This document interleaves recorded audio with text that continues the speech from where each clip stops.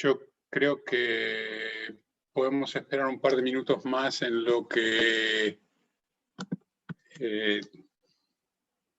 una meditación basada en las instrucciones de Bhikkhu Análio sobre la contemplación del cuerpo y en particular la contemplación de las partes anatómicas. Y me imagino que algunos de ustedes lo saben, pero él resume la contemplación de las partes anatómicas en una forma sencilla de verlo, que es contemplar la piel, la carne y los huesos, que de cierta forma son la totalidad del cuerpo, ¿no? Entonces, si les parece, quería tratar de hacer esa meditación guiada. Si por algún motivo para alguno de ustedes no les parece lo más apropiado o están más acostumbrados a enfocarse en sensaciones o en la respiración y esto no les conviene, siéntanse con la libertad de apagar el volumen o de hacer lo que tengan que hacer. Pero quería tratar de llevarnos a esta meditación que a mí me viene muy bien.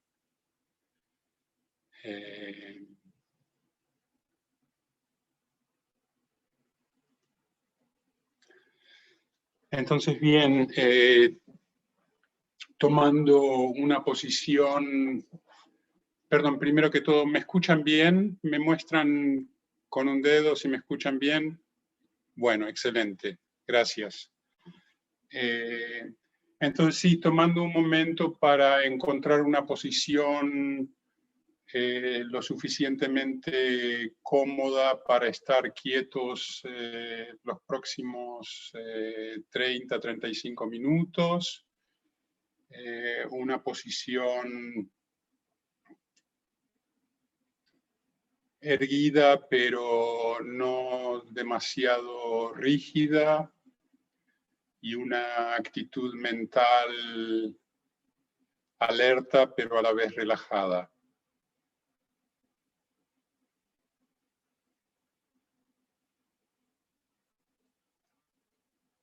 Y tomando conciencia del cuerpo entero, dejamos que la mente repose sobre el cuerpo, así como el cuerpo reposa en el cojín o en el asiento.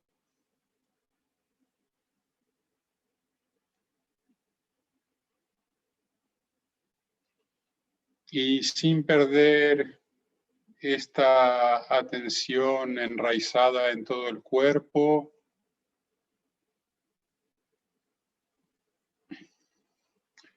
empezamos un sondeo para prestar atención a la piel en el cuerpo. Empezando llevando la atención a la cabeza, al cuero cabelludo,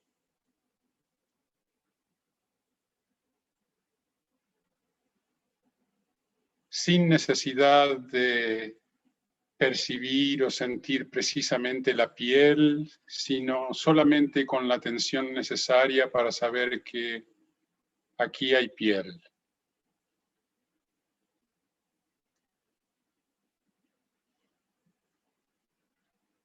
De la cabeza, llevando la atención a la cara,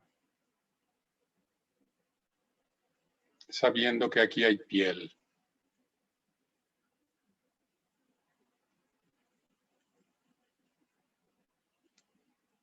De la cara al cuello, notando la piel.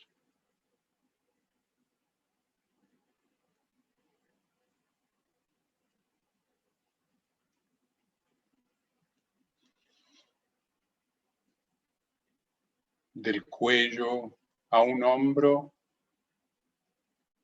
notando que aquí hay piel.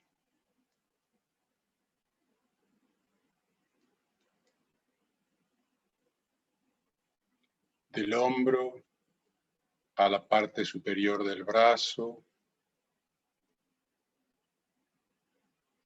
sabiendo que hay piel.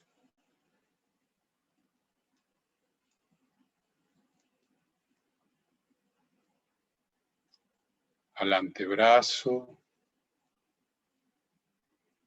piel.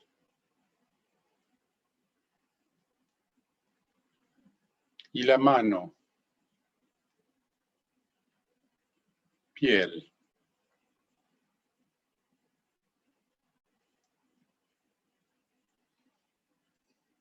Llevando la atención al otro hombro, sintiendo la piel.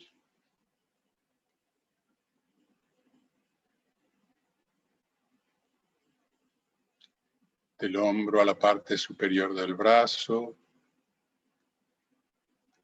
notando piel.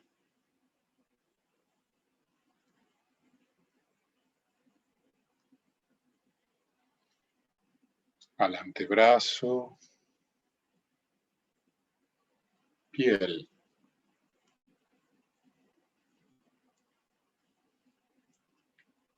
Y la mano, notando la piel.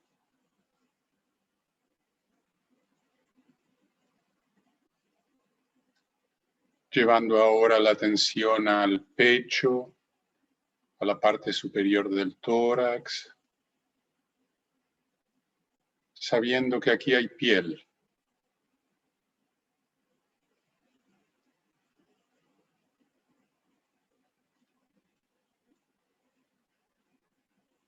Al abdomen, la parte inferior del torso, notando piel.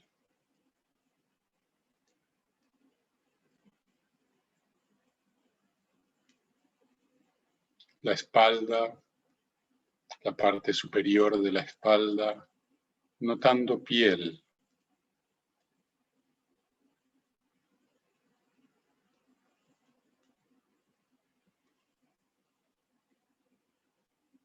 Bajando por la espalda, notando piel.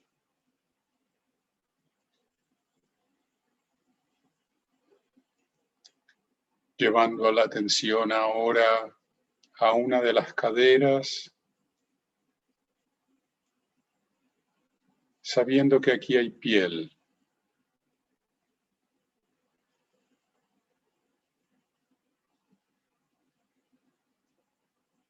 Bajando por el muslo,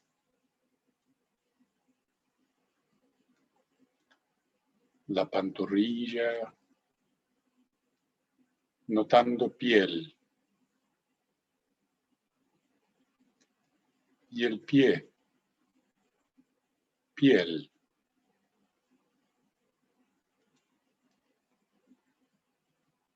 La otra cadera,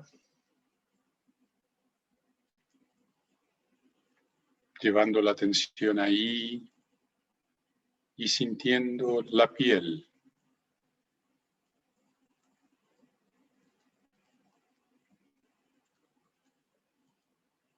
De la cadera al muslo,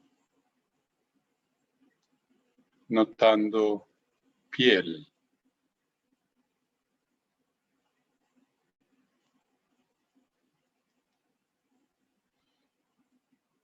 La pantorrilla y el pie, piel.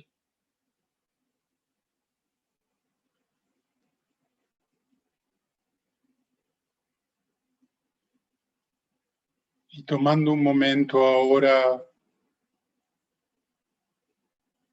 para sentir todo este cuerpo en su totalidad, sabiendo que está recubierto por piel.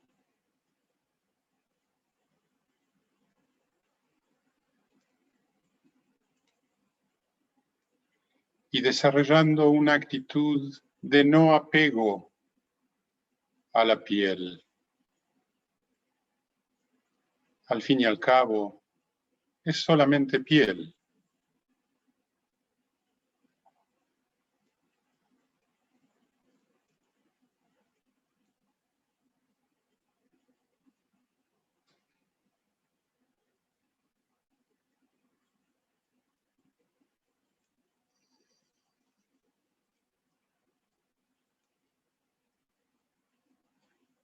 Y ahora, notando las partes carnosas del cuerpo, la carne, tendones, músculos, órganos. Empezando por el pie, el mismo pie por el que terminamos. Y notando que aquí hay carne, partes carnosas.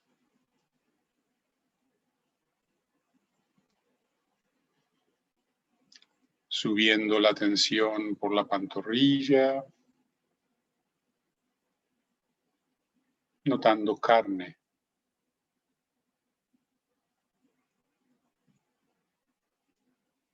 Por el muslo. Carne.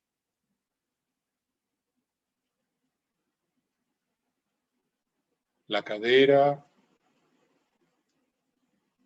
Carne.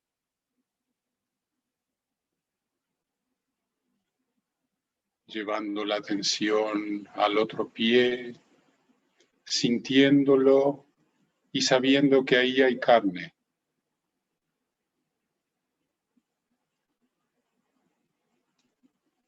Del pie a la pantorrilla, carne. Al muslo, sintiendo la carne, partes carnosas. La cadera, carne.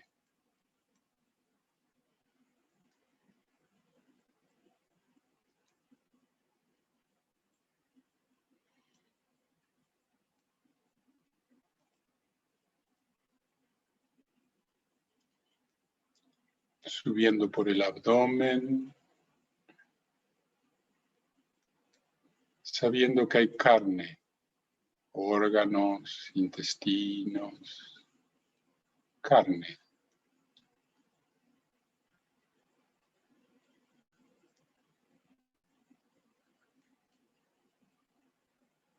Subiendo al tórax,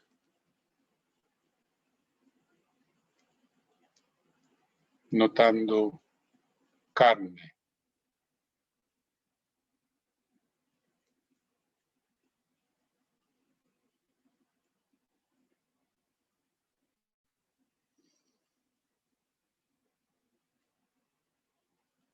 Trayendo la atención a las manos, sabiendo que aquí hay carne.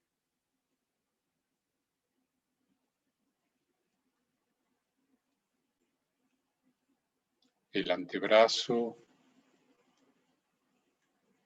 carne. El brazo, notando que aquí hay carne, músculos, tendones, lo que sea, carne.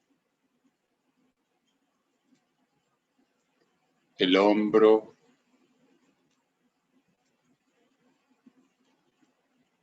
carne.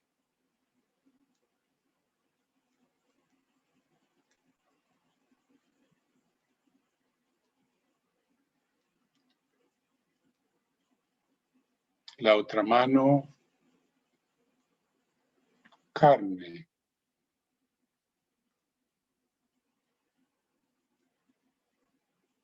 Subiendo por la tensión por el brazo, notando carne. El hombro,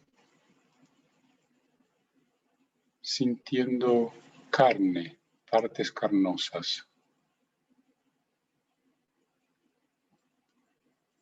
El cuello,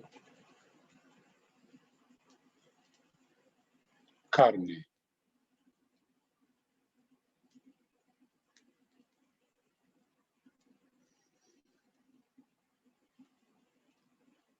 La cara, carne.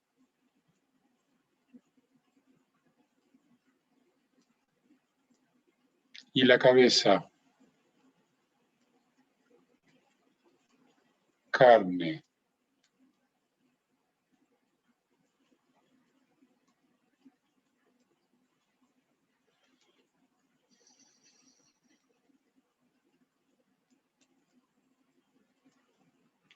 Y tomamos un momento para notar el cuerpo en su totalidad, sabiendo que está relleno de carne.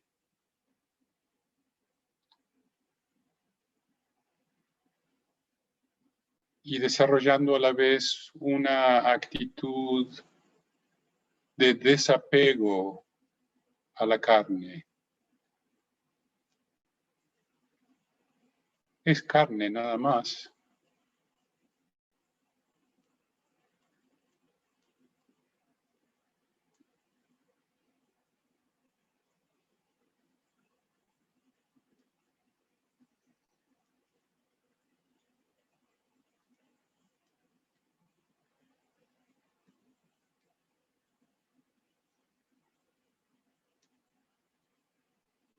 Y ahora los huesos, empezando por la cabeza, sabiendo que aquí hay huesos, sin necesidad de hacer un esfuerzo especial para específicamente sentir huesos, sino que traemos la atención a la cabeza con el conocimiento de que aquí hay huesos, el cráneo, la quijada, los dientes, hueso.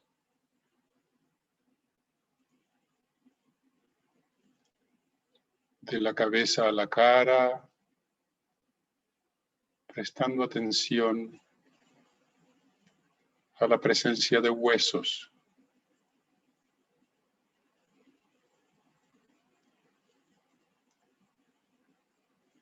De la cara al cuello, huesos.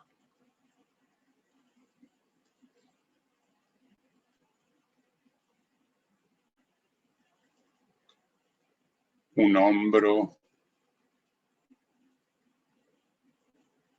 sintiendo huesos.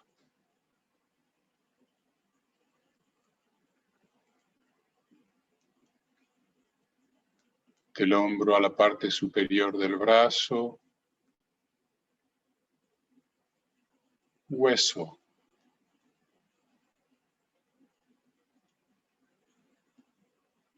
El antebrazo, huesos.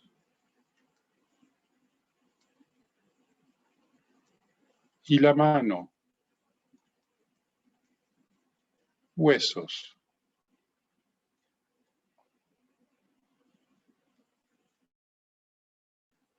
El otro hombro,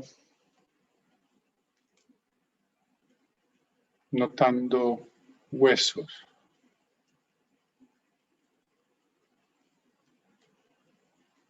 Bajando por el brazo, hueso.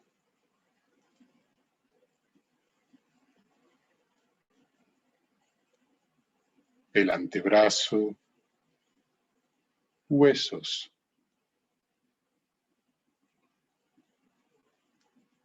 Y la mano, huesos.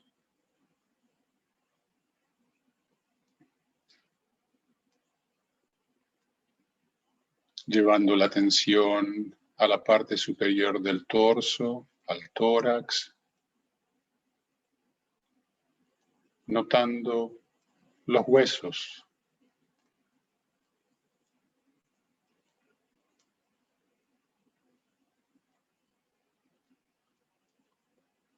La parte inferior del torso, el abdomen, huesos.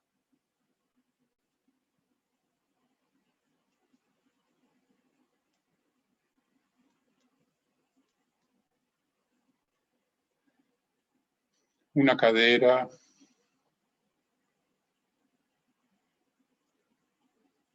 huesos,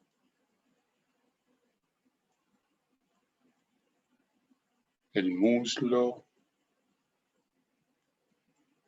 hueso, la pantorrilla, notando huesos.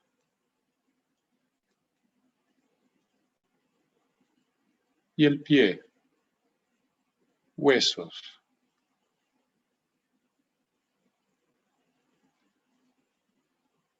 Llevando la atención a la otra cadera,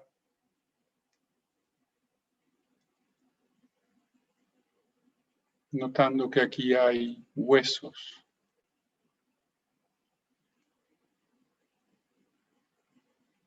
El muslo,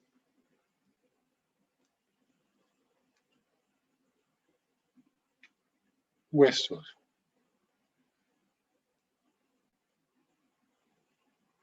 La pantorrilla, huesos.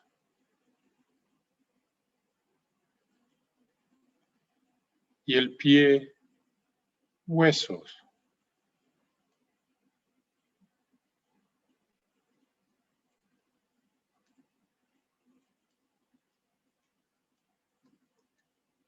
Y así tomamos un momento para traer la atención a la totalidad del cuerpo, notando los huesos y desarrollando en lo posible al mismo tiempo una actitud de desapego hacia los huesos.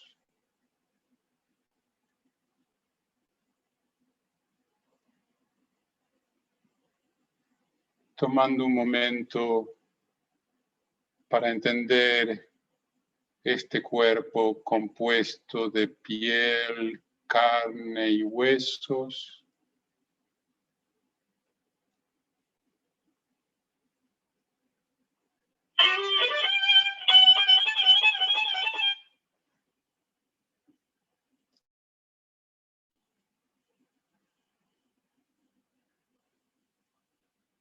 Y notando que son nada más piel, carne y huesos.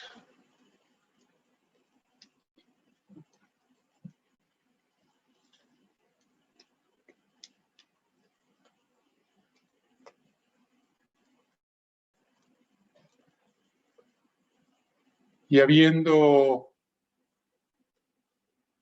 arraigado nuestra atención en el cuerpo a través de estos repetidos sondeos,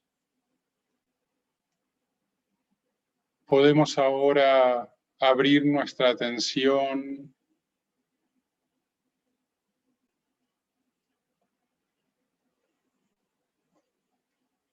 a cualquier aspecto de nuestra experiencia, cualquier fenómeno que se presente a nuestros sentidos.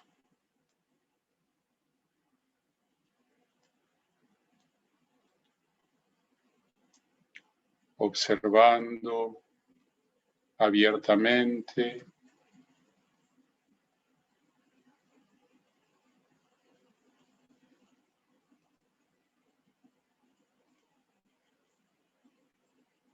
usando este fuerte arraigo al cuerpo como un ancla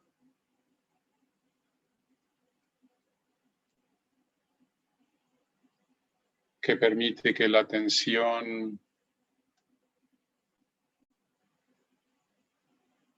vea diversas cosas sin irse del cuerpo.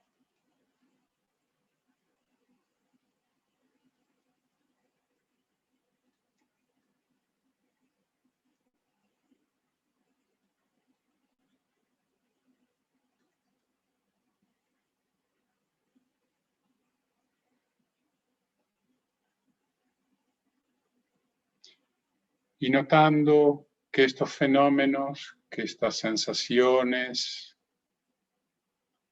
son transitorias.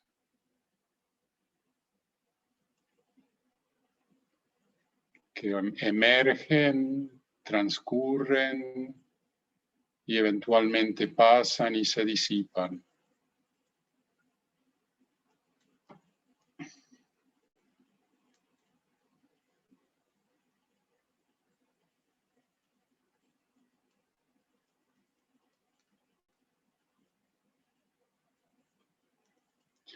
Y si, como suele ocurrir, tarde o temprano nos encontramos distraídos,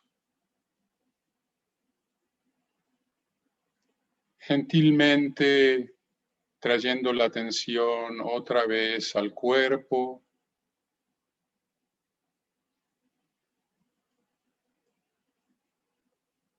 a este cuerpo compuesto de piel, carne y huesos, que está aquí y ahora.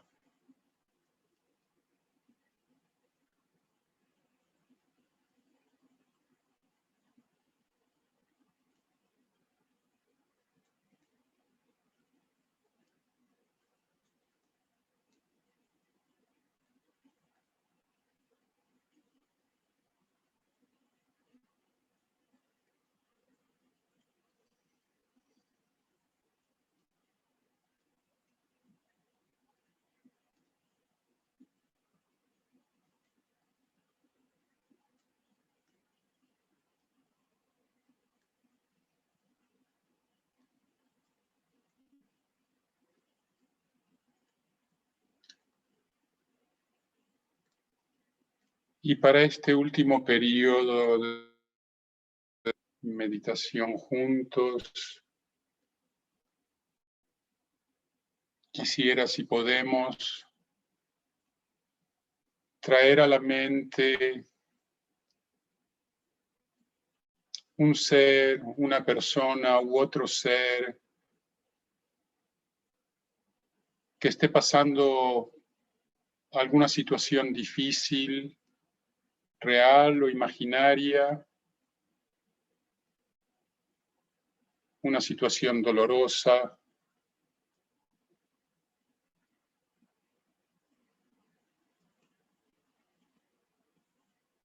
Y tener ese ser en la mente unos momentos y acercarnos.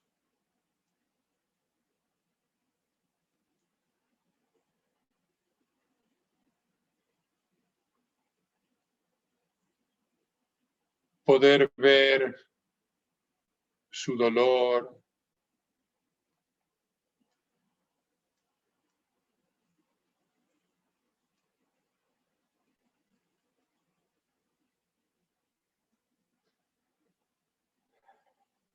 sus necesidades,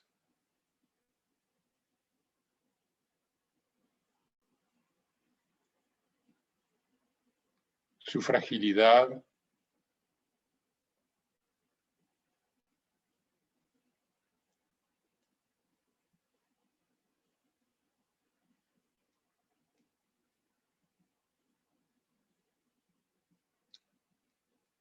Y después de pasar unos momentos junto a este ser, atendiendo a su dolor, llevar la atención con toda intención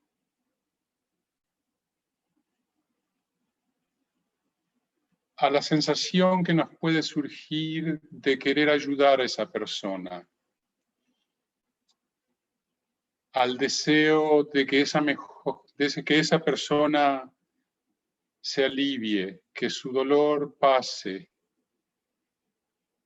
a esa sensación que nos mueve a veces a acercarnos a la gente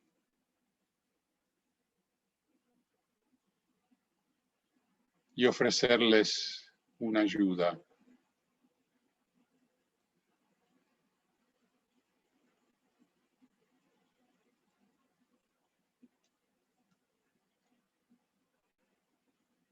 Notar esa sensación y recordar quizás instancias en las que tuvimos presente esa sensación.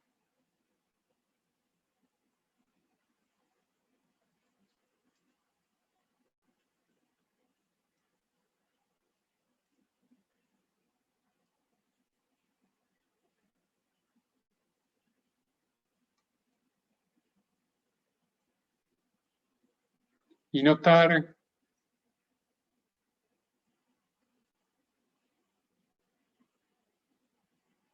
cómo la mera actitud de desear la mejoría, de desear el bienestar de otros,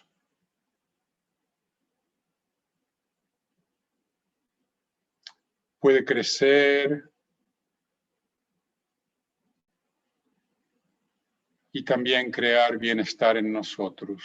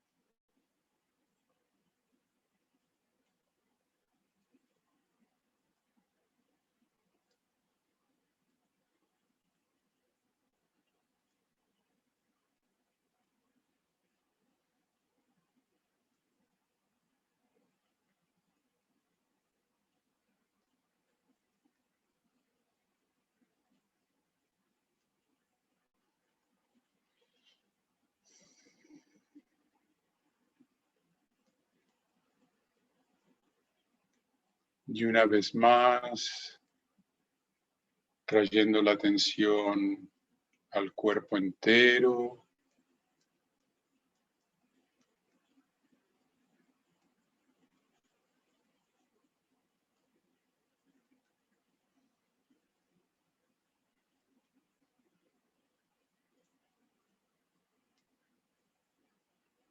sintiendo el cuerpo entero como un refugio de la atención.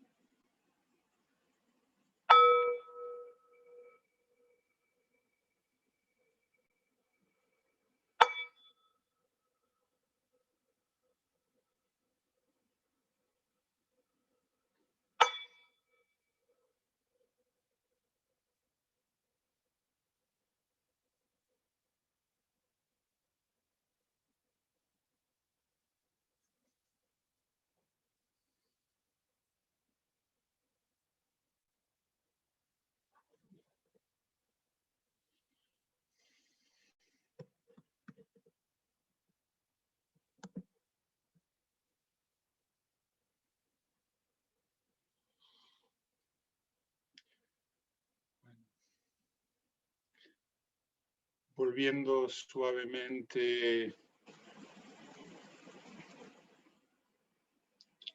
a nuestro entorno y abriendo los ojos y abriendo el corazón,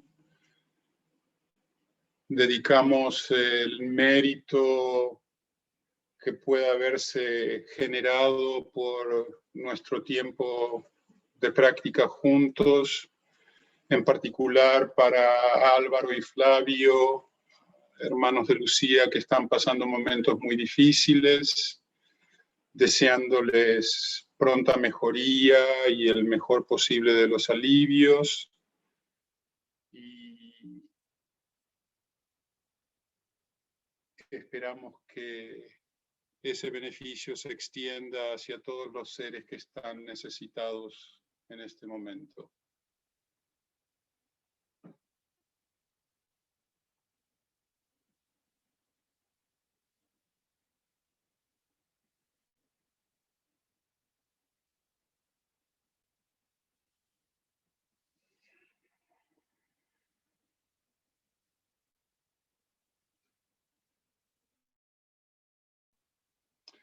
Bueno.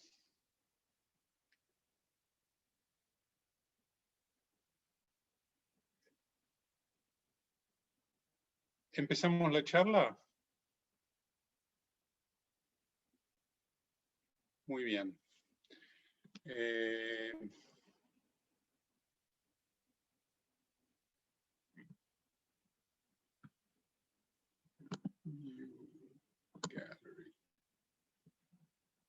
Estoy cambiando la vista para poderlos ver a todos ustedes y quitar mi imagen que me distrae.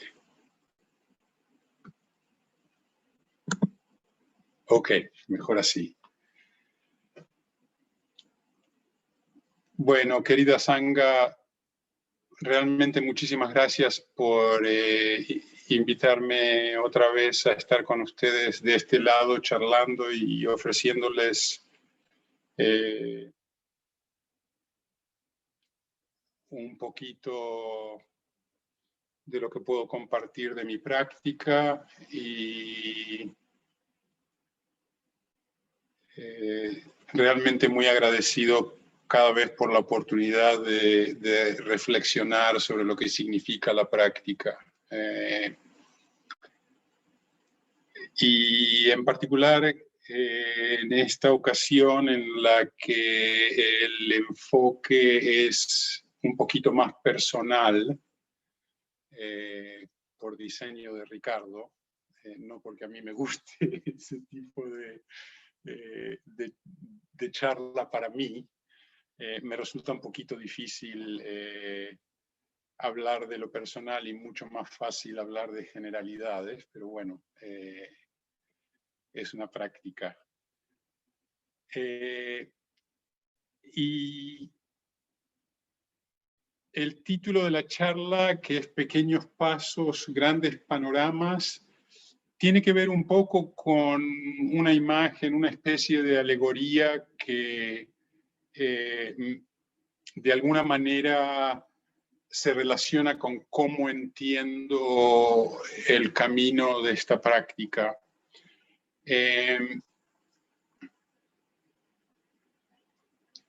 Bueno, y que quizás está un poquito inspirada en donde vivo. Ustedes saben probablemente que vivo en California, pero vivo muy en el norte de California, en una zona rural, muy boscosa. Y mi casa en particular está situada en un pequeño valle o una gran cañada, no sé cómo decirlo. Corre un arroyo por el centro y hay laderas a los dos lados, o sea que el horizonte está bastante limitado. Es precioso, pero como hay laderas a ambos lados, el horizonte está un poco limitado y a pesar de que, bueno, nosotros vemos el sol vislumbrarse varias horas después de amanecer, simplemente porque están las laderas a nuestro lado. En mi caso no es muy difícil porque es un valle relativamente chico, puedo salir de mi casa cuando quiera y ver el amplio mundo. Pero imagínense una persona que nace y vive toda su vida en un valle amplio, pero con laderas bordeando los lados, de manera que realmente el horizonte está un poco limitado y que todo lo que se puede conocer es aquello que está dentro de esas laderas en el valle.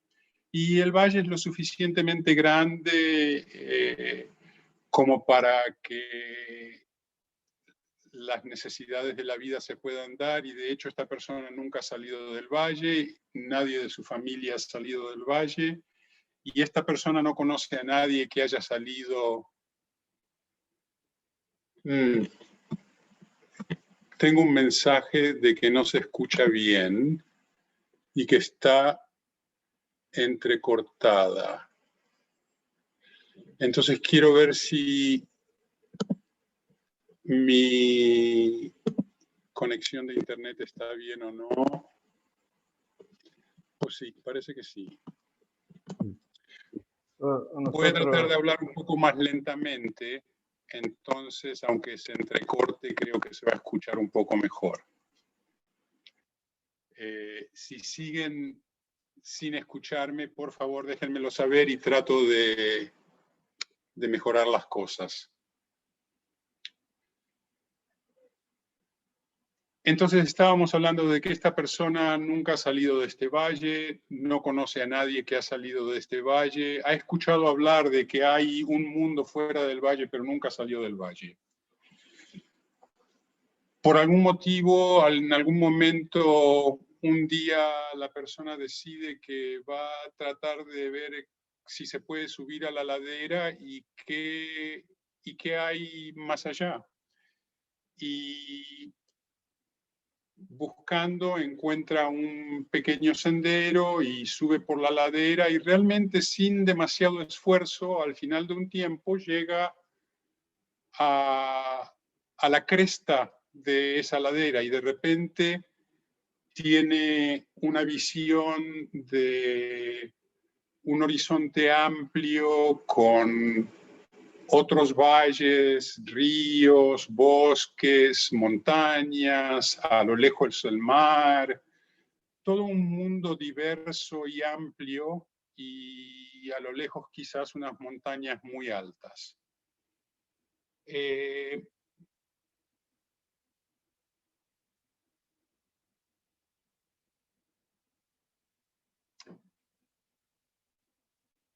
En cierta forma, para mí, esto representa ciertos aspectos del camino en cuanto que nuestra vida normal y mundana a la que estamos acostumbrados y en la que crecimos,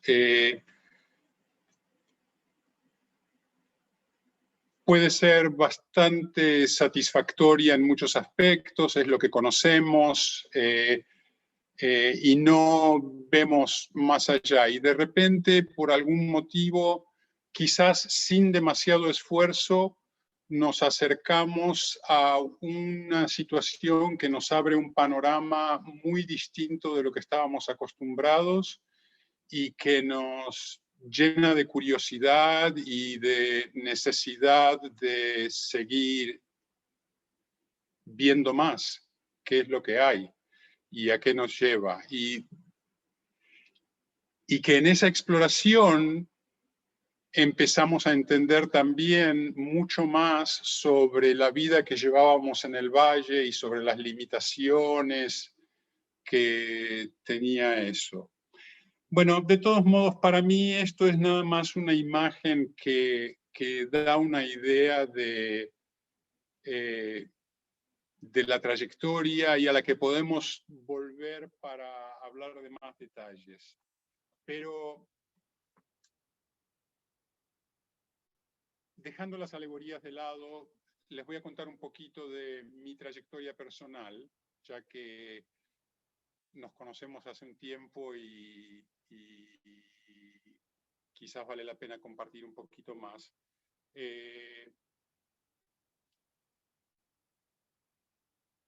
Yo empecé a meditar casi por casualidad o coincidencia, por ahí del año 2000, cuando me llegó un panfleto sobre un curso para médicos de, creo que se llama RevUp en español, MBSR, Mindfulness Based Stress Reduction, reducción de estrés basada en atención plena, un curso basado en el método de Jon Kabat-Zinn, y era un curso para médicos y explicaba que era una forma... Veo que el volumen sigue oscilando, como todo en la vida. Si vuelve a bajar, díganmelo y trato de...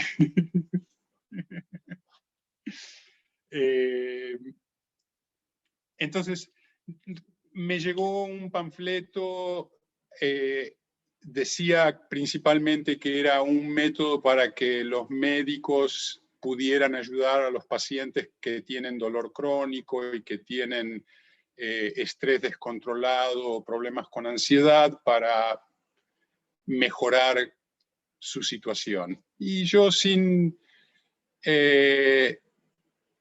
pensar mucho sobre el asunto, me pareció interesante, me inscribí en el curso.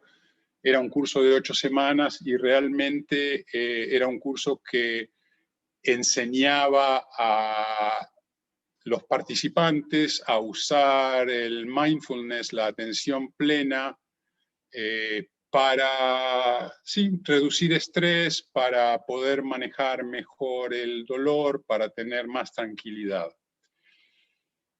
Y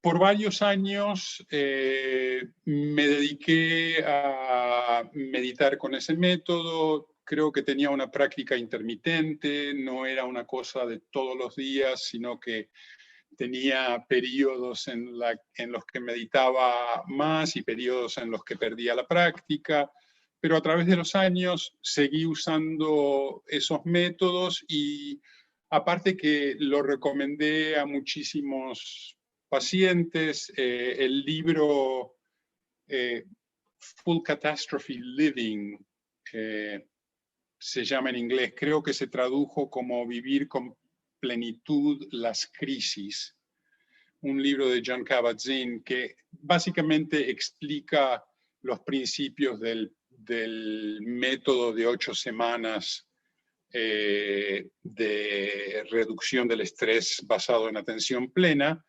Entonces, durante los años lo he recomendado muchísimo y lo sigo recomendando mucho a mucha gente porque realmente creo que tiene aplicaciones válidas e importantes para aspectos concretos como cómo manejar el dolor, cómo reducir el estrés, cómo relacionarse quizás mejor con la experiencia de uno y la experiencia de otros.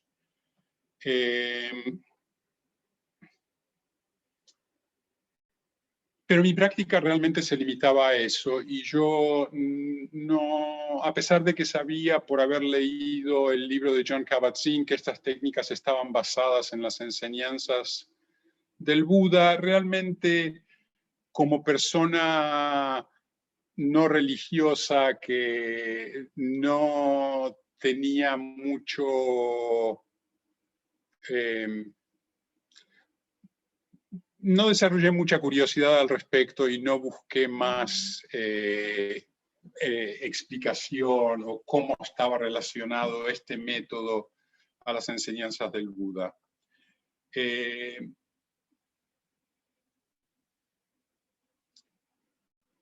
No fue hasta 2009 cuando, de hecho, por insistencia de mi querida esposa Cindy, que había ido a un retiro, que yo me inscribí a un retiro en silencio, un poco a regañadientes, porque la idea del silencio no me entusiasmaba, de hecho me daba un poquito de miedo, y aparte que yo había crecido toda mi vida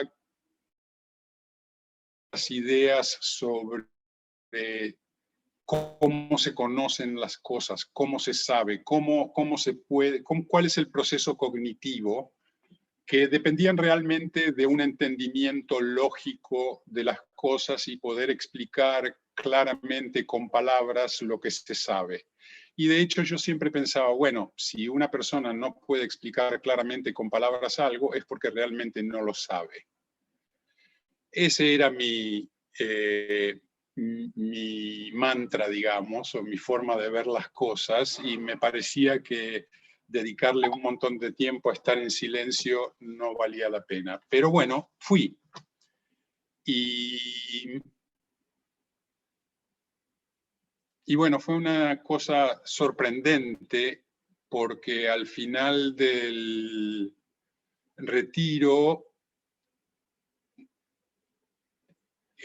tenía un entendimiento muy distinto de lo que es el proceso de saber, de conocer, de entender, que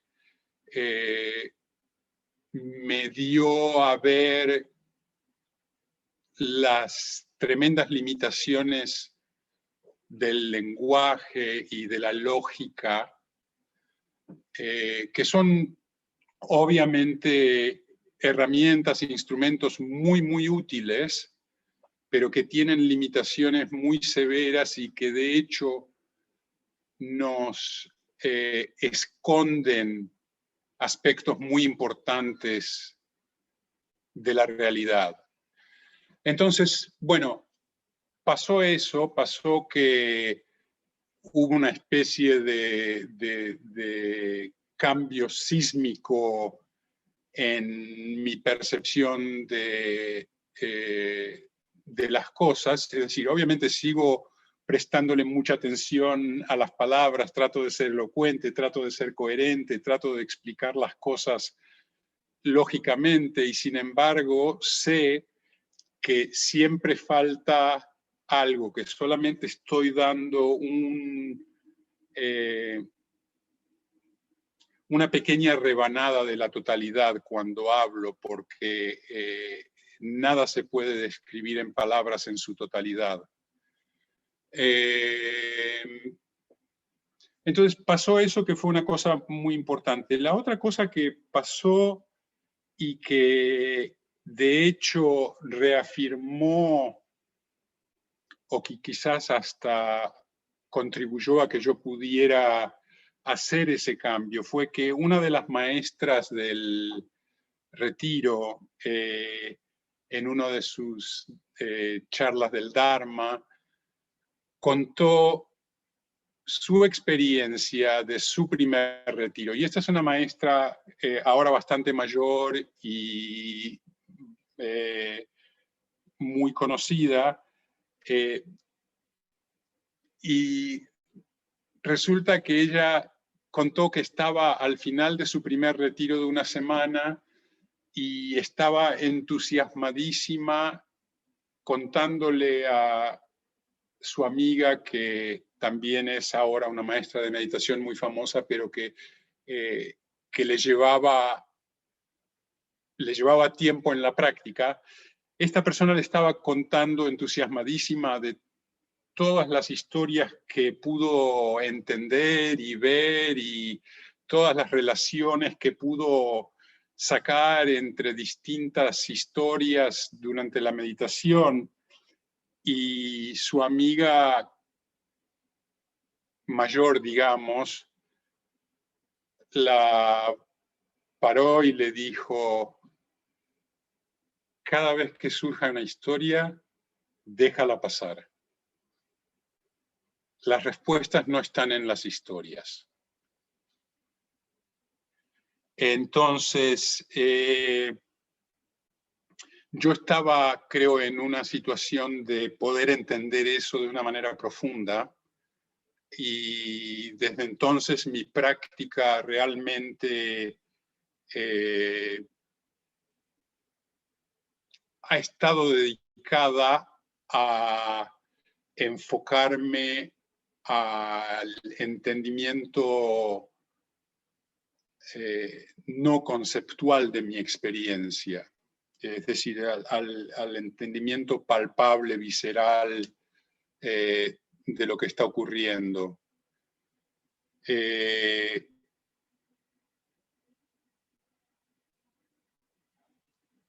La otra cosa que creo que ocurrió no al mismo tiempo, pero muy poco después, y que también creo que tuvo una gran influencia sobre mi práctica, es que en algún momento me di cuenta que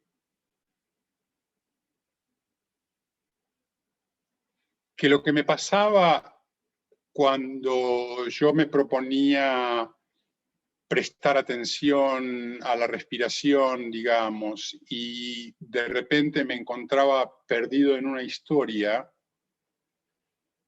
es que lo veía con irritación, que mi reacción era como decir, caramba, ¿no podés hacer algo tan sencillo como prestar atención a la respiración? Y en algún momento me di cuenta que cada instancia de darme cuenta de que estaba perdido en una historia era realmente un momento de sati, y que la reacción adecuada a un momento de sati es decir, qué bueno verlo.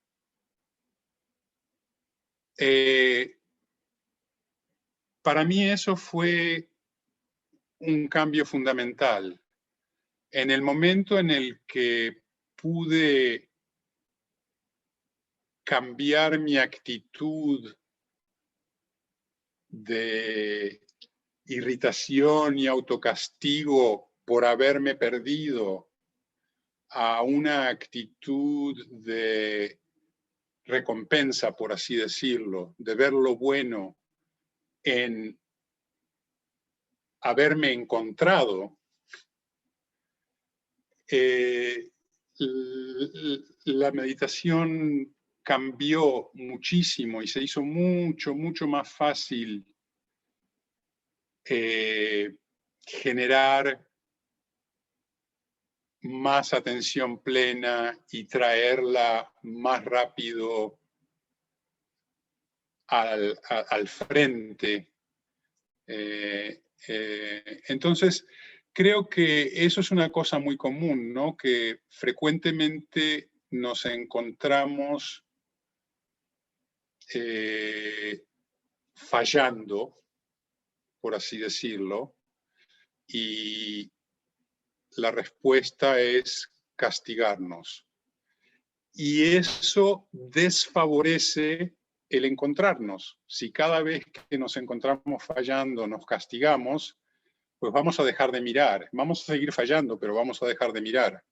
Mientras que si cada vez que nos encontramos fallando nos recompensamos, vamos a mirar cada vez más, y por mirar cada vez más vamos a fallar cada vez menos. Por lo menos eso es lo que yo creo.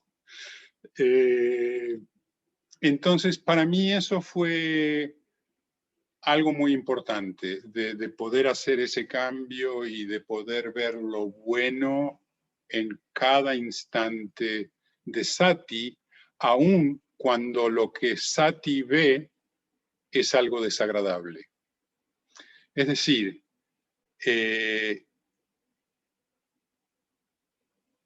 yo ayer estaba haciendo un trabajo acá fuera de mi casa en la huerta y tenía que quemar un montón de arbustos secos. Les cuento que tengo cabras, entonces siempre estoy cortando arbustos para darles de comer y entonces quedan los arbustos secos y cada tanto hay que quemar una pila de arbustos. Bueno, ayer hice eso y me encontré con la situación de que había prendido el fuego de la hoguera antes de conectar la manguera del agua, que siempre tiene que estar lista para poder apagar cualquier fuego que se escapa. Entonces, es algo que yo ya sé, porque lo he hecho muchas veces. Yo sé que tenía que haber conectado la manguera primero y después prender el fuego, pero en el momento de verlo me encontré como rezongando, como diciendo, caramba, ¿cuándo vas a aprender? E inmediatamente después, casi al instante, me dije, estás rezongando, qué bueno verlo. Y la actitud cambió por completo, pude ir y conectar la manguera, de todos modos lo tuve que hacer con un poco de apuro, pero sin estrés y sin el malestar de sentirme idiota como generalmente me siento, ¿no? Entonces, mientras más uno nutre con buena atención, la buena atención, se genera lo opuesto de un círculo vicioso, ¿no? Es un círculo virtuoso, donde con más atención se genera más atención, y con más atención podemos evitar la inatención, que es en gran parte lo que nos lleva a muchos problemas.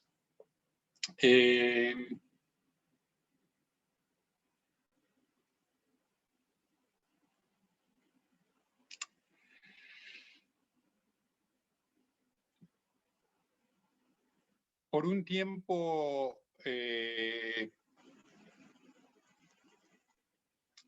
estuve practicando simplemente con ese deseo de dejar la mente conceptual atrás y nada más generar atención. Pero también resulta que después de este primer retiro, como se mencionaron algunas de las enseñanzas del Buda muy superficialmente, pero en relación a lo que estábamos haciendo, a mí me empezó a interesar aprender un poquito más sobre qué es lo que dijo el Buda, quién fue el Buda, de qué se trata lo que estaba enseñando, y bueno, ese es un interés que todavía no se acaba y que me sigue realmente nutriendo, porque mientras más leo las enseñanzas del Buda, los suttas del canon Pali, creo que mejor entiendo de qué se trata esta práctica y me da inspiración. Pero también ocurre que desde la cresta del valle se ven muchos panoramas y hay mucha confusión y se necesitan mapas. Y las enseñanzas del Buda son como mapas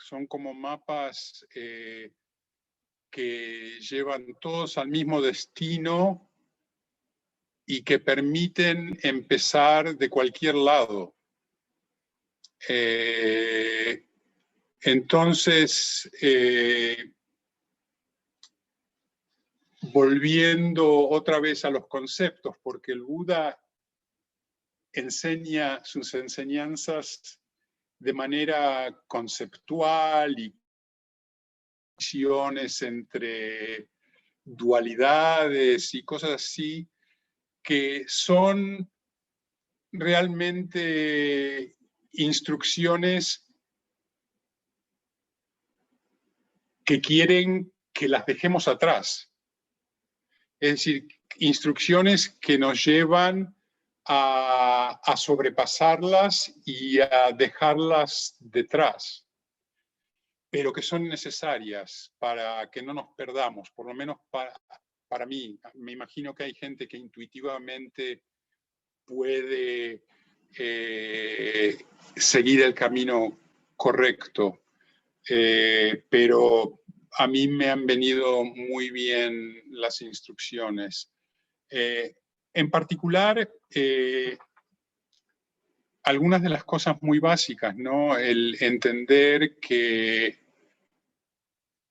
el deseo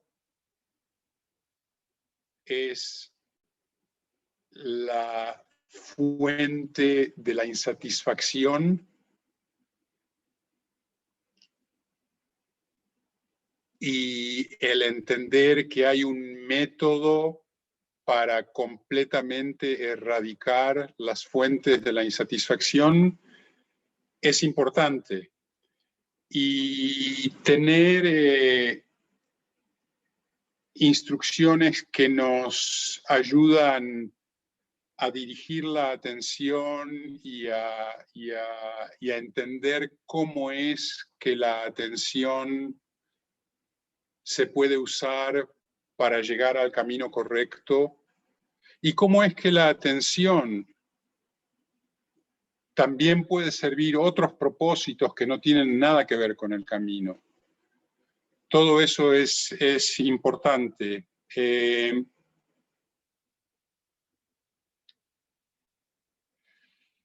Para mí, una de las instrucciones que ha sido más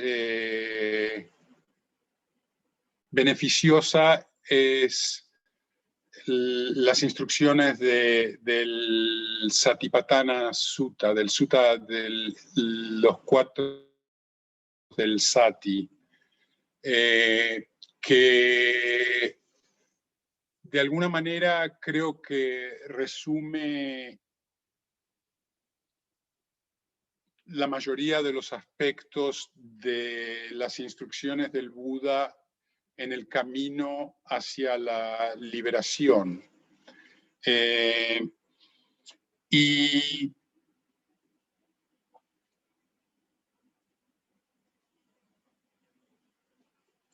bueno, sin ir, es un sutta bastante extenso y con muchísimos detalles importantes, pero casi al principio del sutta hay una frase que a mí me ha ayudado y me sigue ayudando muchísimo, y es una frase que básicamente responde a la pregunta ¿y cómo debe una persona contemplar el cuerpo en el cuerpo, o las sensaciones en las sensaciones, o la mente en la mente, o los factores mentales en los factores mentales? ¿Cómo debemos contemplar? Y la oración en Pali dice Atapi Sampajaño Satima Vineya Loke Abhijja Domanasa, que significa ¿cómo contemplamos? Con diligencia. Algunos lo traducen como ardor o fervor, pero a mí me gusta más la palabra diligencia. Con diligencia, con atención plena, con claro conocimiento y habiendo dejado de lado deseos y descontento con respecto al mundo.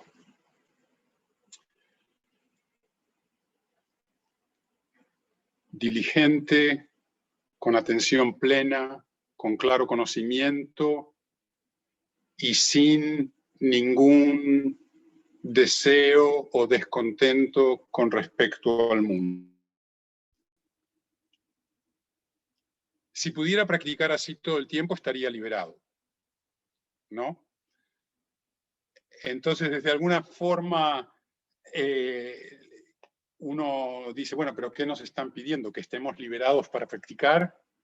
No, nos están pidiendo que practiquemos estar liberados.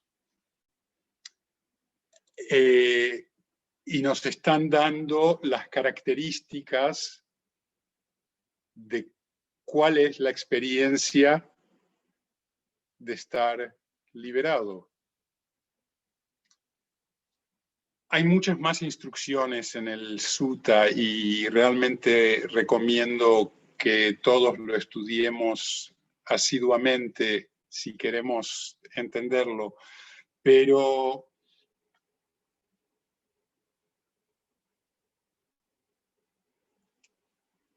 aunque no estemos completamente liberados, con esta práctica y sobre todo durante la meditación formal, pero también a veces en la vida diaria, podemos realmente experimentar momentos en los que estamos diligentes, atentos, comprendemos claramente y no tenemos ningún deseo y no nos hace falta nada. Son instantes quizás, pero es importante notarlos, porque ese es el sabor de la liberación. Y si no le prestamos atención, podemos perder la oportunidad de nutrir ese aspecto en nosotros.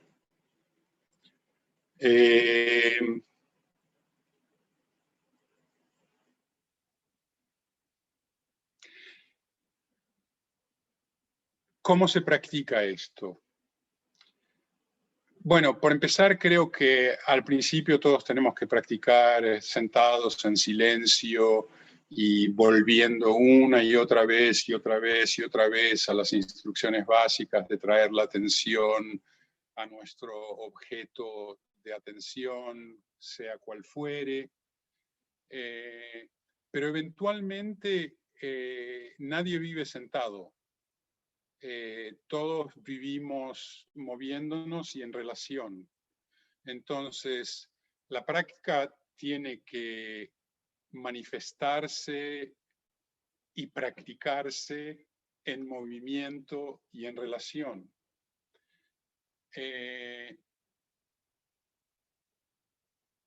Entonces yo creo que al mismo tiempo que hacemos énfasis en sentarnos todos los días a meditar o con la frecuencia que sea a meditar, también nos vale la pena desarrollar prácticas que son consistentes con las instrucciones de la meditación y que las podemos extender a nuestras actividades de la vida diaria.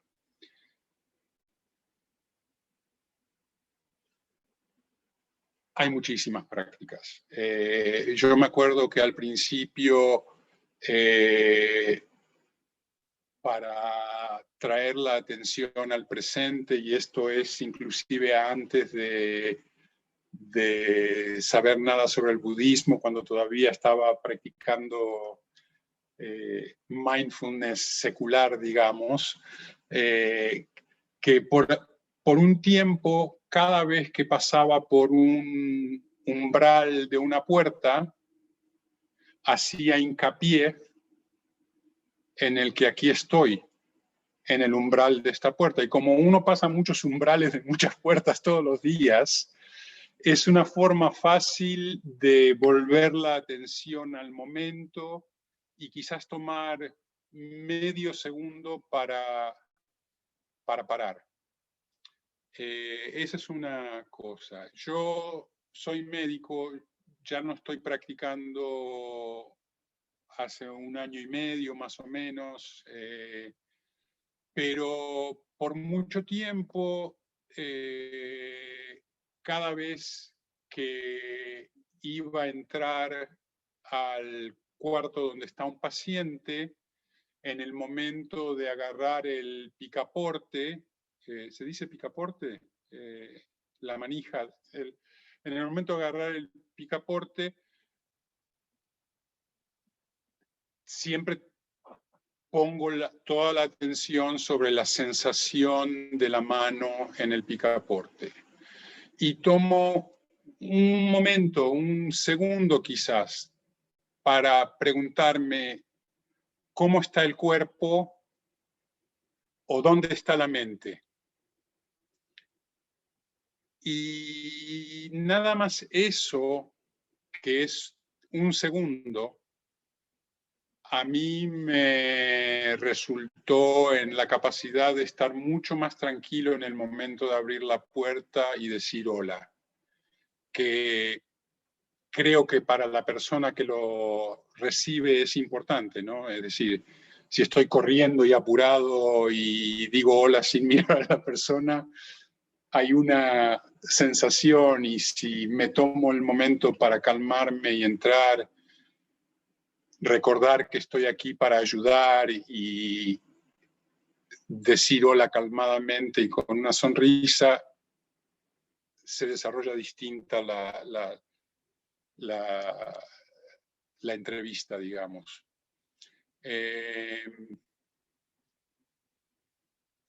Me acuerdo, por ejemplo, de un momento interesante con respecto a estas instrucciones de ser diligente, tener conocimiento claro y plena conciencia y no tener deseos o descontento con respecto al mundo. La palabra en Pali de diligencia, de tener fervor, digamos, es atapi. Y me acuerdo una mañana en la que yo siempre iba al trabajo en bicicleta y tenía por costumbre hacer alguna práctica de enfocar la atención mientras andaba en bicicleta. Me tomaba más o menos 45 minutos llegar. Y esa mañana me había propuesto tratar de no perder la atención sobre la respiración en la nariz mientras andaba en bicicleta. Y de repente me encuentro dando una vuelta y mirando hacia un pequeño edificio que estaba a la izquierda y perdiendo la atención de la respiración en la nariz. Y en ese mismo instante, notando que tenía que volver la respiración a la nariz y qué bueno verlo, y en ese mismo instante la palabra atapi salió en mi mente, que me estaba haciendo reconocer que ese era un instante de diligencia, de recordar mi intención y de volver a traer la atención hacia mi intención. Eso es lo que se llama diligencia en estas instrucciones, según mi entendimiento. Pero para mí fue una cuestión visceral de darme cuenta, estoy siendo diligente.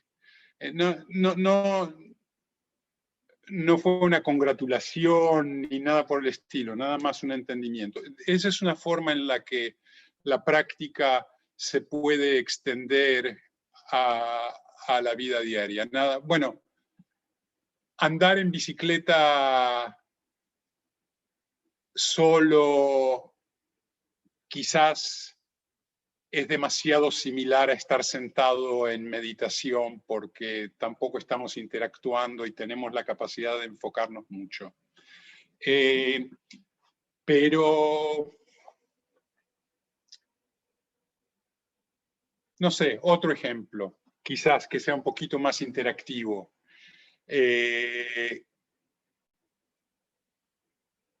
Otra de las instrucciones que se repite mucho, no solamente en este pequeño párrafo en esta oración que les dije, sino en el resto del Satipatthana Sutta, es la instrucción de desarrollar claro conocimiento. Claro conocimiento es como estoy traduciendo la palabra sampajañño, que casi siempre va junto con sati. Es decir, uno tiene que tener atención plena y claro conocimiento. ¿Y qué es claro conocimiento? Claro conocimiento tiene muchas formas de entenderse, pero una de las formas de entenderse es saber las intenciones de las acciones y saber si esas intenciones están bien alineadas con la intención primordial de nuestra vida. Digamos que en mi caso es el no hacer daño. Entonces, saber bien cuáles son las intenciones de cada acción. Y y es algo que yo trato de hacer y que es un poquito difícil porque las intenciones muchas veces vienen bien escondidas detrás de las apariencias, o a veces vienen muy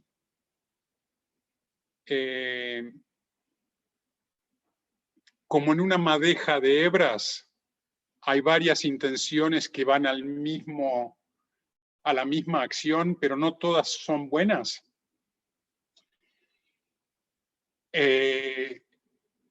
Hace unos años, y me recordó la charla de Sergio un poquito de este asunto. Yo no soy salvavidas ni guardavidas, ni mucho menos, pero me encanta andar por la playa y tenemos playas muy, muy bonitas cerca de donde yo vivo, muy agrestes y algunas que son muy peligrosas, porque las playas tienen un declive muy abrupto y porque a veces vienen olas mucho más grandes que las acostumbradas. Con cierta frecuencia hay peligros. Entonces estaba yo en una playa que me encanta, pero que es una de esas playas peligrosas donde cada año se mueren 3, 4 personas y a veces familias enteras. Y estaba caminando y, según yo, muy tranquilo, muy calmado, con mucha plena atención. Y de repente vi una familia, mamá y papá con 2 chicos, jugando en la arena de espaldas al agua. Y sin realmente ninguna evidencia de que supieran lo peligrosa que es esa playa.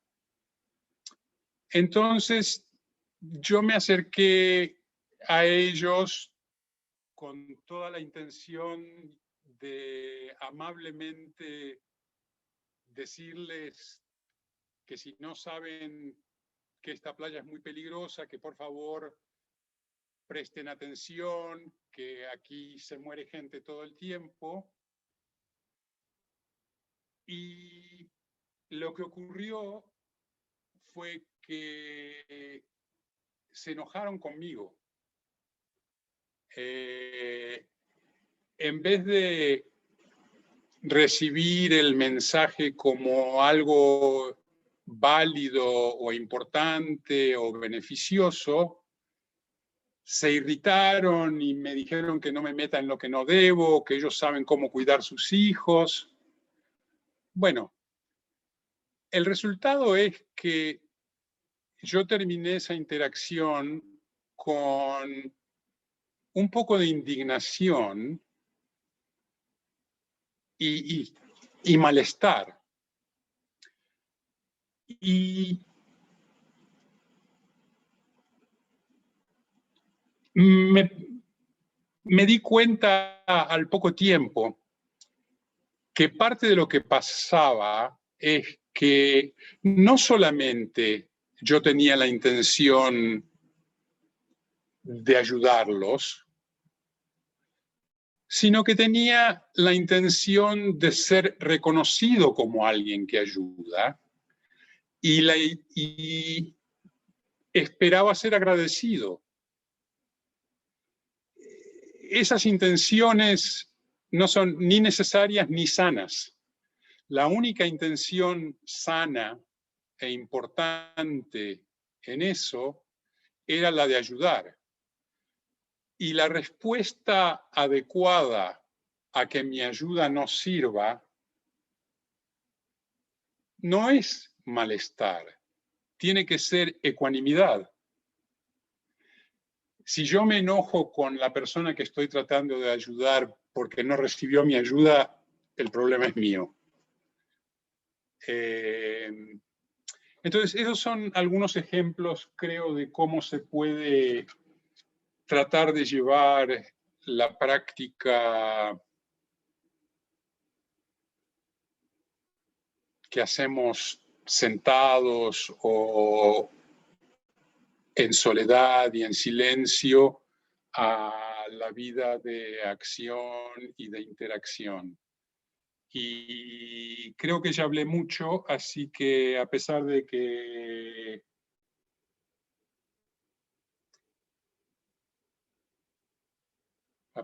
casi siempre puedo hablar mucho más de lo que debo, creo que vamos a dejarlo por aquí en este momento y ver si surge alguna pregunta, algún comentario, alguna queja.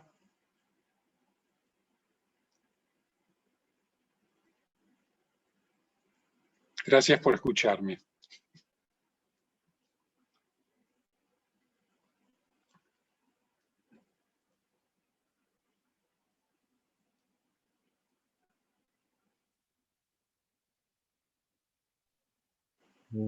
Primero que nada, querido Uzi, muy agradecidas por tu preciosa charla.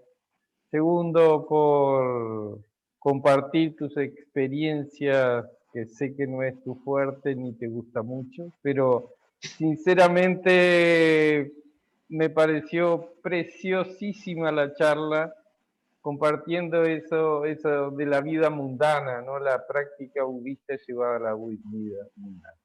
Muchísimas enseñanzas, mi querido amigo, y nos deja, o por lo menos me deja a mí, un sabor muy dulce de todo lo que has compartido. Así que de mi parte, muchísimas gracias. Tendría 1000 preguntas para hacerte, pero preciosa la charla. Muchas gracias de mi parte. Y bueno, espero que las y los compañeros te pregunten muchas cosas. Gracias. Gracias, Ricardo. Y sí, pregunten lo que quieran o comenten lo que quieran, por favor. Buenas tardes, Uzi. Buenas tardes, Silvia. Desde Panamá, saludos. Saludos. Maravillosa su charla. Muchas gracias. Estuve escribiendo y al final no le oí bien lo que dice. No solamente estaba ayudando, sino que yo quería ser reconocido con relación a que trató de ayudar a los señores en la playa. ¿Qué fue algo más usted dijo? Aparte de quería ser reconocido. Sí, quería ser reconocido como alguien que tiene el carácter de ayudar. Quería que se me reconociera así. Creo que quería, es decir, esto no es que lo sabía en el momento, pero me doy cuenta que mi indignación es porque no fui reconocido como alguien que quería ayudar, o porque no fui agradecido, o porque mi ayuda no sirvió. Y una de las cosas que es importante entender y que a mí me falta mucho es que nosotros tenemos que tener mucha atención a nuestras intenciones y a nuestras acciones y ningún apego al resultado. Muchas gracias, Uzi.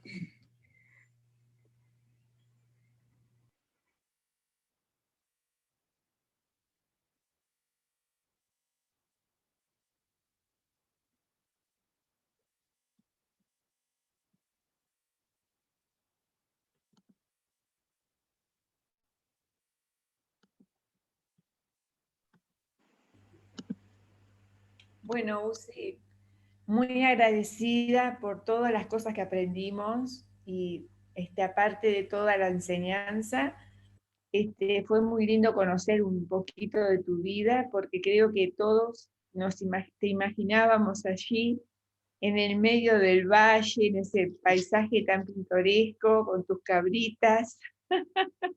Nos permitiste conocer esa parte de tu vida, muy linda, que con razón siempre te vemos con ese rostro de felicidad, ¿no? Así que, pero eso por un lado, ¿no? Esa es la parte descriptiva, pero después la parte que nos contaste, las experiencias que nos contaste y que nos ayudaron a entender muchas cosas. Así que muchísimas gracias por compartir tanto.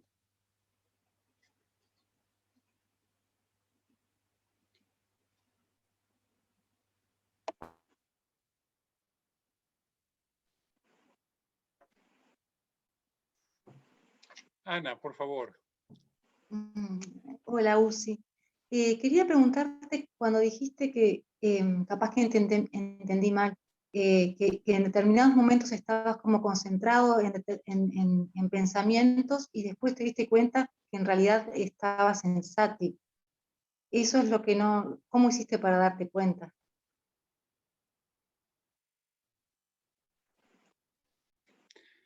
No estoy seguro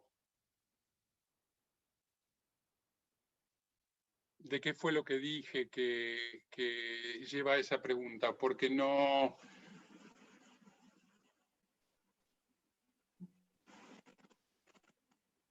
Capaz que entendí mal. Perdón. No sé, déjame ver si puedo... En algún momento dije que por un tiempo estaba bastante enfocado en desarrollar atención plena de una manera no conceptual y sin pensamientos, es decir, usando conceptos muy esporádicamente y de hecho rechazándolos casi en preferencia a una atención más sensorial y no conceptual. Y que de hecho esa sigue siendo mi práctica, pero en algún momento me di cuenta que hacía falta tener mapas conceptuales para ubicar mejor esas experiencias dentro del contexto amplio de lo que son las enseñanzas del Buda. Entonces, no sé si es en ese momento que surgió la pregunta de lo que estás diciendo. Es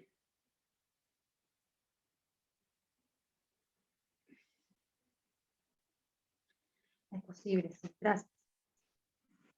Desde mi punto de vista, cada vez que me encuentro involucrado en un tren de pensamientos o en un tren conceptual, lo que hago es ver que eso está pasando y dejar que pase, sin seguir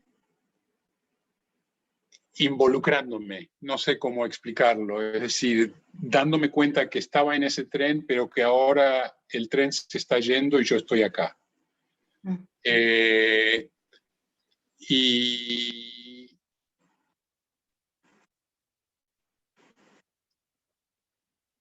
sí usar ciertos conceptos, por ejemplo, el ejemplo que di de este reconocimiento del concepto de atapi, de diligencia.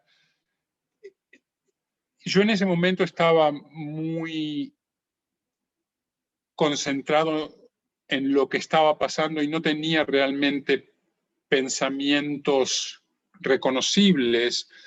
Sabía que tenía la intención de estar prestando atención a la respiración en la nariz y cuando me encontré mirando el edificio y habiendo perdido la atención y entendí que eso había pasado y volví a la respiración, el concepto atapi surgió en mi mente.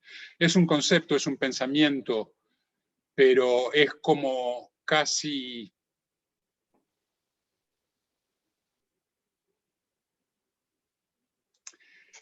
No sé, es casi como quitar la cortina detrás de un cartelito y verlo.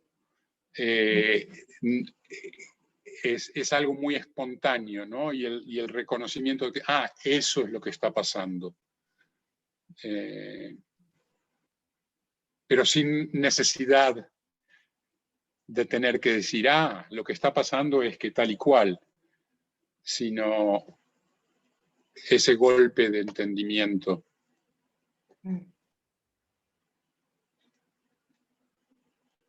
Gracias. Hola, Uzi. Lucía, sí. ¿Cómo estás? Muy bien, ¿cómo estás vos? Muchísimas gracias por la charla. Me pareció muy, muy fácil de entender y con ejemplos tan sencillos de lo que uno vive diariamente. Y por otro lado, quiero agradecerte el haber ofrecido los méritos por mis hermanos. Te lo agradezco en el alma. Muchísimas gracias.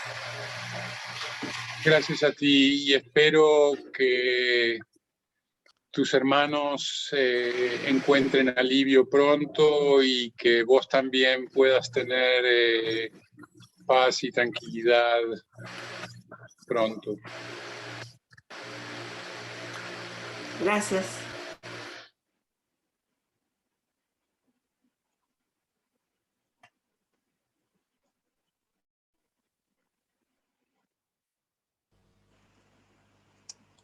Buenas tardes, no sé si se escucha ahí, porque estoy Sí, probando. Evangelina.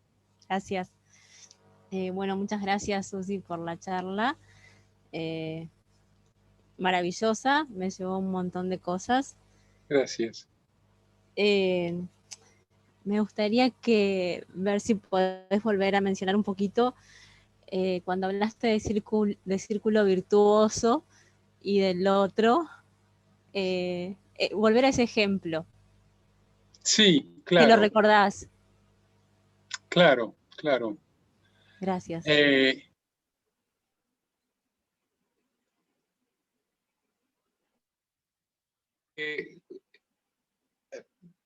Para mí es algo fundamental en mi práctica. El hecho de que pude cambiar de recriminarme cada vez que me daba cuenta de que estaba perdido y jalarme de la oreja al camino adecuado, a decir, qué bueno que te encontraste. Es decir, el hecho de reconocer el momento en que nos despertamos de cualquier desvío de la atención como un momento de despertar, un momento de sati, y decir, qué bueno verlo. Es decir, estaba enojadísimo, qué bueno verlo. Estoy irritado, qué bueno verlo. Dar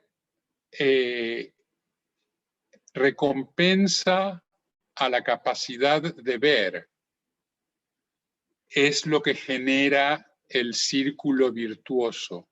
Mientras más recompensamos nuestra capacidad de ver lo bueno o lo malo,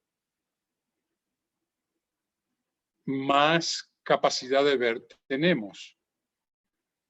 Y lo más interesante de la capacidad de ver es que con simplemente ver nutrimos lo bueno y desnutrimos lo malo. Entonces es importantísimo alimentar la capacidad de ver y recompensarnos cada vez que abrimos los ojos, es decir, cada vez que nos despertamos, cada vez que nos encontramos viendo realmente lo que está ocurriendo, es decir, qué bueno que lo estoy viendo. Se está hundiendo el barco, qué bueno que lo estoy viendo.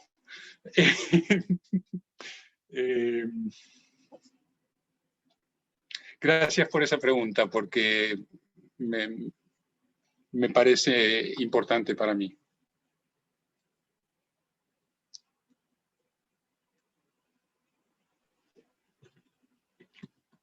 Estoy leyendo.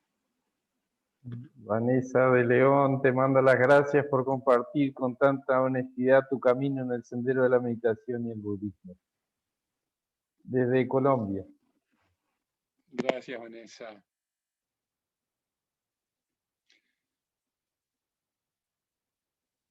Bueno,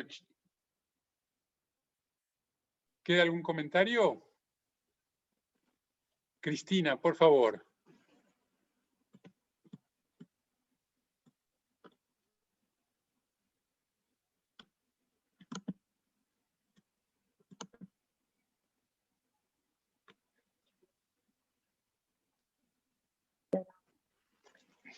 Ahí te oímos. ¿Hola? Sí, sí, ahora sí. Bueno, muchas gracias. Y, gracias a vos. Muy lindo y muy intenso todo, ¿no? Pero me quedé como pensando y uniendo los dos comentarios de dos compañeras de escucha, que no las conozco, pero uniría un poco esto que tú aludías, ¿no? Y era esto de la importancia, y lo comparto también, la importancia de identificar las emociones y qué nos pasa en la vida, esta cosa que tú aludías en el ejemplo de la playa, ¿no? No. Veo a Ricardo, no sé. Te escuchamos bien. Ahora te veo. Necesito ver, qué horrible. ¿Con quién hablo? No, que reafirmo y comparto esa capacidad de introspección, de insight, ¿no? Y de identificar las emociones en ese círculo vicioso que hablabas recién, ¿no? Con respecto al ejemplo de la playa, ¿no? En esto de identificar, bueno, estoy enojado, tengo bronca. O si no, bueno, Juan, lo que te pasó es en esto, ¿no? Con esto del amor bondadoso, quiero hacerle el bien a alguien, a esta pareja que puede haber el peligro de la ola, que los arrastra, a los niños, no sé qué, y una gana de decir, pero por metiche, me metí y no me agradecieron, ¿no? Y en realidad la necesidad era tuya de ser reconocido por el otro. Qué bueno que lo pudiste reconocer, tener esa capacidad sin culpar, o sea, sin tener, ¿no? Como tú decías, tirarte de la oreja, ser culpógeno todo el tiempo, o sea, perdonándote también. Sí, gracias, gracias. Y sí, yo estoy de acuerdo con la importancia de reconocer lo que nos está ocurriendo.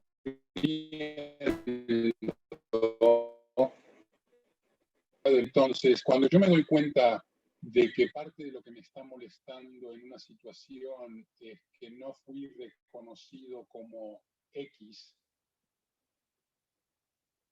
eso va realmente en contra de mis intenciones, porque mi intención eventual es poder dejar toda identificación, poder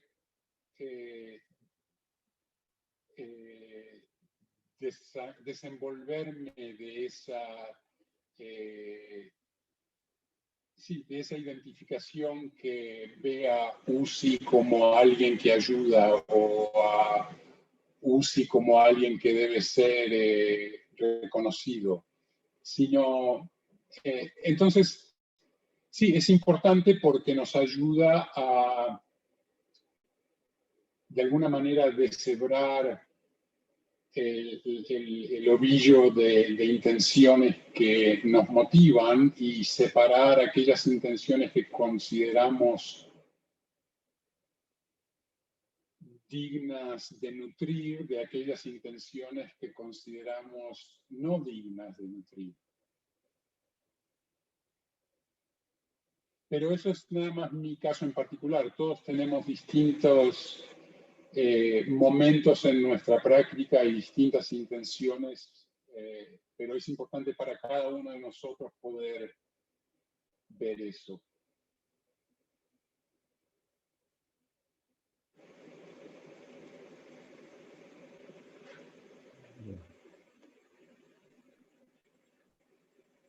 Sí,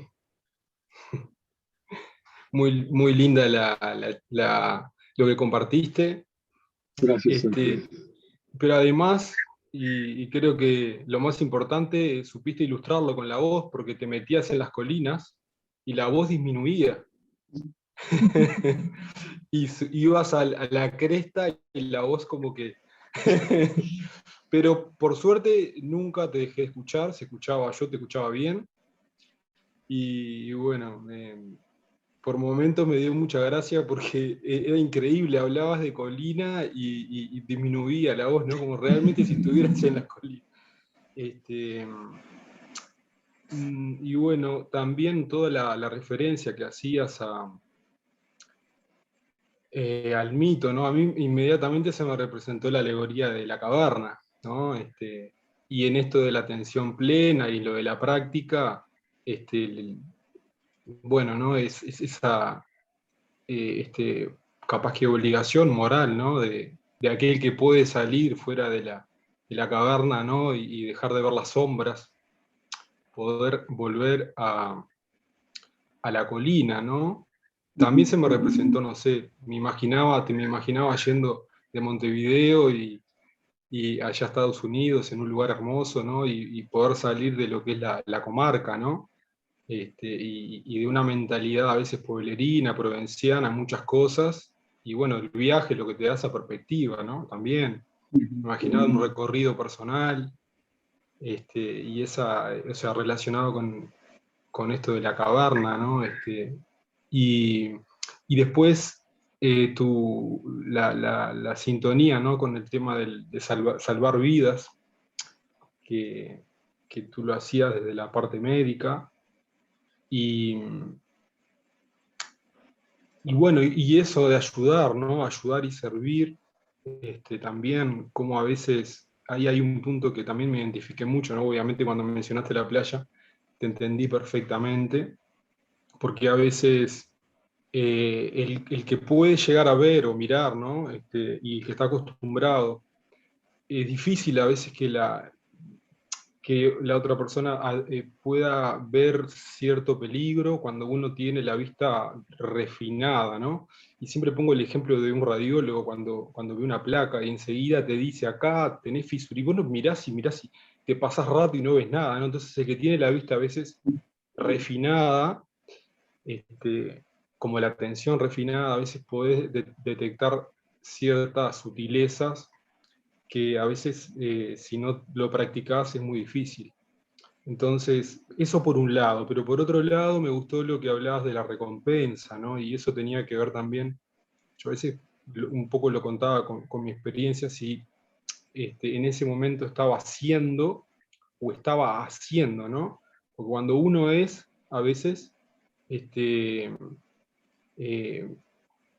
a veces como que no espera eso, lo hace porque surge, y cuando uno hace, ¿no? Espera como esa recompensa, que también viene como de una necesidad de tapar ese miedo que uno puede tener, no tanto por decirle al otro que se corra ahí porque puede pasar un peligro, por el miedo que nos puede generar a nosotros ver esa situación trágica, ¿no?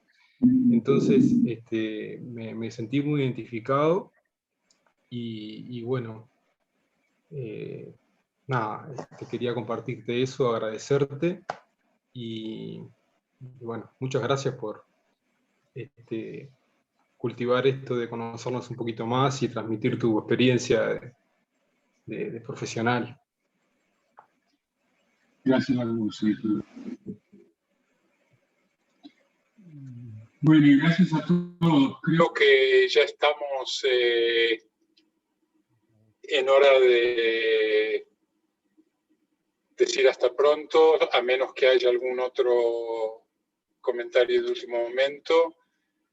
Y bueno, quiero realmente otra vez agradecerles de todo corazón la oportunidad que me brindan de compartir estas cosas con ustedes y la oportunidad de reflexionar sobre estos temas. Y bueno, hasta prontito. Muchas gracias, Susi, y muchas gracias a todas y a todos por participar. Buenas noches. Gracias. Buenas noches. Buenas noches. Muchas gracias.